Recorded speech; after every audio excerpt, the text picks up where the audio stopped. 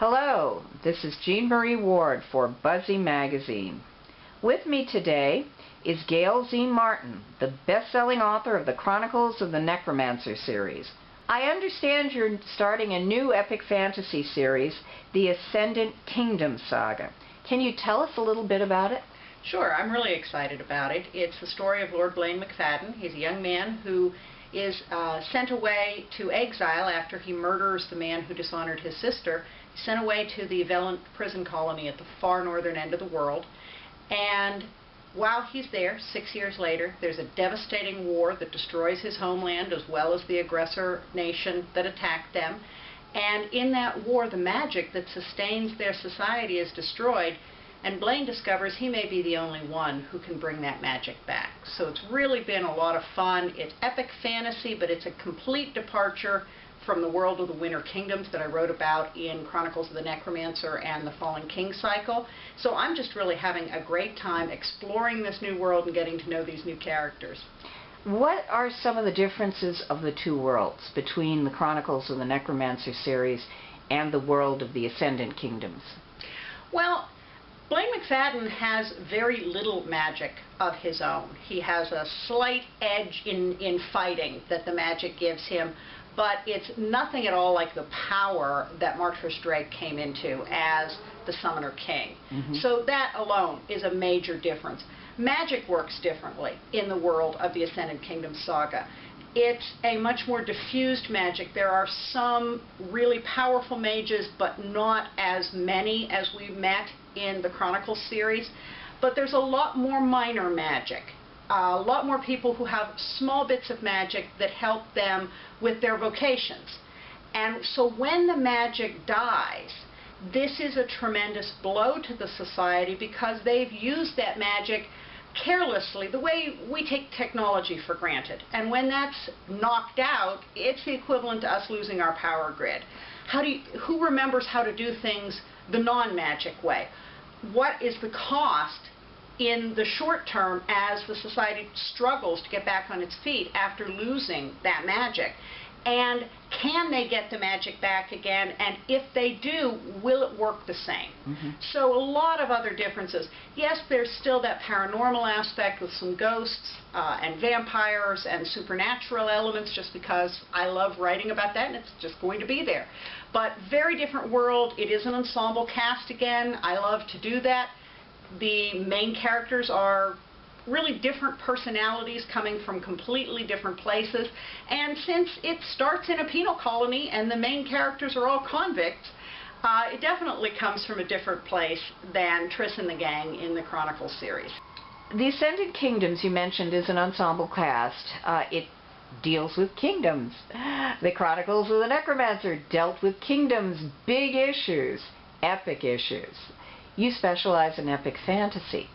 Why? Why epic fantasy? I know you read widely in science fiction and fantasy. Why did you choose to specialize in epic fantasy?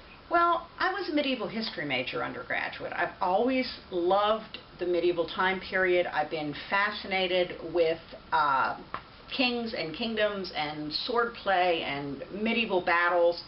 And so it's just kind of a natural outgrowth for me. I especially try to set my books in a setting pre-gunpowder, because to me gunpowder takes all the fun out of it. Yes, it makes for wonderful explosions, and my son, the video gamer, really loves blowing things up in video games. But from a plot perspective, it takes away the intimacy of a hand-to-hand combat with swords, catapults, trebuchets. I like that scale of combat much better than what you get into with those grand explosions once you have gunpowder. So that pretty much constrains me of working before a certain period in time, at least if I'm going to take a Western European approach to it. For me, it's just fun. And it's such a large canvas to work with and so intrinsically grand. And I think that's just why it's larger than life, and it's a lot of fun. I seem to recall reading something that you are very involved or enjoy a lot role-playing games. Is that the case? And how does it factor into your fiction? Or does it? Well, I played role-playing games, especially good old tabletop Dungeons & Dragons, back when I was in high school and early college, back when I had something called free time. Oh, that's... What is that? Yeah, I've heard of it sometimes. And, you know, my friends all played, my husband played, and so that was a lot of fun, and I loved the sense of being immersed in the campaign. Now, you know, I'm dating myself here, but that was before we had online role-playing games and before we had massively multiplayer. So that was it, 8 people sitting around a table rolling dice. But I loved the fact that it took place in your head. And when you had a good campaign going, you could look up 4 hours later and the time had flown past, but in your head you had really been there and experienced it. So I think I always carried that with me, although I haven't had, unfortunately, the time to play for years. Mm-hmm. But I love the sense of what a well-coordinated, well-balanced team of adventurers could accomplish. Ensemble cast. Ensemble cast. And how much more you could accomplish with the help of your friends than, you know, one cowboy going it alone. Mm-hmm. And I love the grand quest aspect of it. Now, on my bucket list, when I'm in a nursing home someday, I expect to be sitting around this table with a bunch of octogenarians rolling 20-sided die. But it may take me that long to have the time again. Yeah, but, you know, it's something to look forward to. But epic fantasy, role-playing games are not the only arrows in your quiver, as it were. A couple of years ago, you participated in an anthology called Rum and Runestones, Mm-hmm. writing your first short story and your first pirate story. Could that be the start of another series? Absolutely. That was the first story in my Trifles and Follies series, and I've now done about 6 short stories in that world for US and UK anthologies. This year, I'm in 2 UK anthologies as well as a US anthologies. I'm in the sequel to Rum and Runestones, which is Swords and Swashbucklers, Mm-hmm. also from Dragon Moon Press. And then I'm in the Mammoth Book of Women's Ghost Stories, which is a UK anthology, Mm-hmm. and I'm in Solaris Books' Magic anthology. And those are all short stories set in this Trifles and Follies world. Mm-hmm. I was also in the Bitten Word anthology, which is from Newcon Press in the UK. And it's a lot of fun. It is a world that so far, the stories span from about 1500 to the present day. And it centers on the idea that there is a conspiracy among immortals to carefully watch dangerous magical items that are out there. And one group would like to get them back, and one group would like to get them out of circulation for the safety of everybody involved. And one character carries all of these stories. He's a constant presence, although his mortal helpers obviously change over the centuries, and that's Soren, who is a vampire. Mm-hmm. So I'm really having a lot of fun with it because the stories go from Antwerp in the 1500s to modern-day Charleston, and the idea of having this wonderful curio antique pawn shop in Charleston that's really on the lookout for dark magic items and the trouble that ensues. So it's really a lot of fun. And run by a vampire. Run by a vampire, you know, with mortals fronting for him. Yeah. But I am planning to do a lot more stories in that universe. And right now you can get the first 2 of those stories on my website, chroniclesofthenecromancer.com, and I'll be releasing more of those as we go. But the first 2 are available out there. Where did the name Trifles and Follies come from? That's the name of the curio antique shop. Oh, very, very cool. And I suppose it's open during the day, hence the need for human fronts. Yes. Well, there are just things that have to be done during the day that vampires can't take care of. Speaking of day jobs, but when you are not writing, you are teaching people how to market their business. How has being a professional marketing person contributed to your career as a writer, and how has your career as a writer of epic fantasy, of Trifles and Follies, contributed to your career as a marketing professional? Well, I decided I wanted to be a writer when I was 14. And that's really when I started to realize books came from somewhere and somebody had to write them, and the people who were writing them at that point weren't going to live forever, so they were going to have to get replacements, and, well, why couldn't I be one of those replacements? Then I kind of confronted the fact that it was nice to eat on a regular basis. And so I did an MBA in marketing to literally pay for my typing paper and regular meals.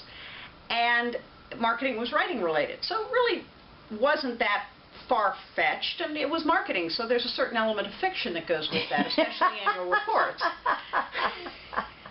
Yeah. So I own Dream Spinner Communications, and if you're really interested, you can find that side of my life at gailmartinmarketing.com. But it really became very intertwined, more so than I ever expected, because when the Chronicles series came out, Summoner, those books came out through Solaris Books in Nottingham, England. I'm here in the States. The books were going to go everywhere internationally, and I really wanted to make a connection with readers all over the world, but I certainly couldn't be in everybody's local bookstore. And social media was pretty new at the time. This was 2007, but it was free and it was global, and that was good enough for me.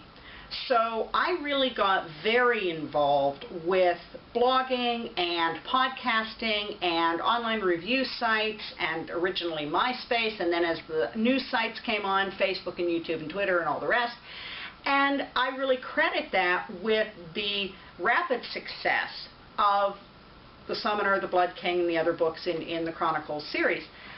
And it worked so well that I brought it back to my marketing clients and said, you know, I've done a proof of concept on this social media thing, and I think we can adapt it to your business. But then I found that it was just too big for them. They were having a lot of trouble getting their arms around it and making sense of it.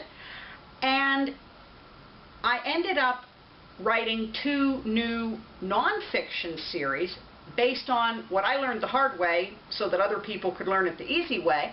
I actually had a couple of publishers approach me and say, I don't know what you're doing, but it's working. Can you teach our folks how to do that?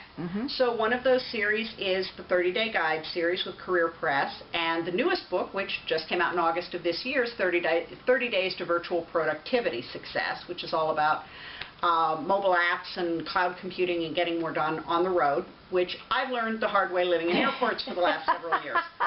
And trying to write 600-page books while I'm living in airports. While living in airports, yes. And the first book in that series is 30 Days to Social Media Success.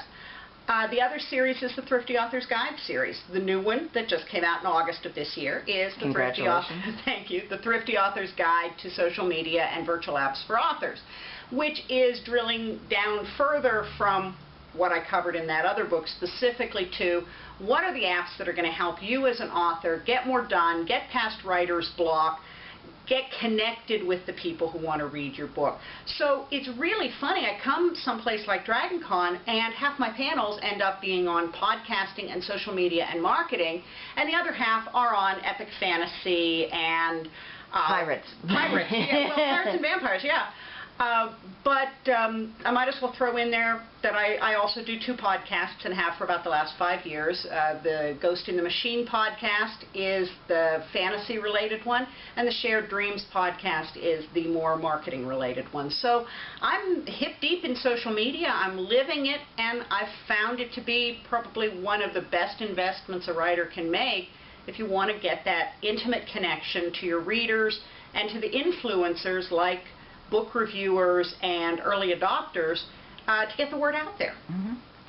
Well, I think that's probably a pretty good closing point. Thank you so much, Gail, and thank you from Buzzy Magazine.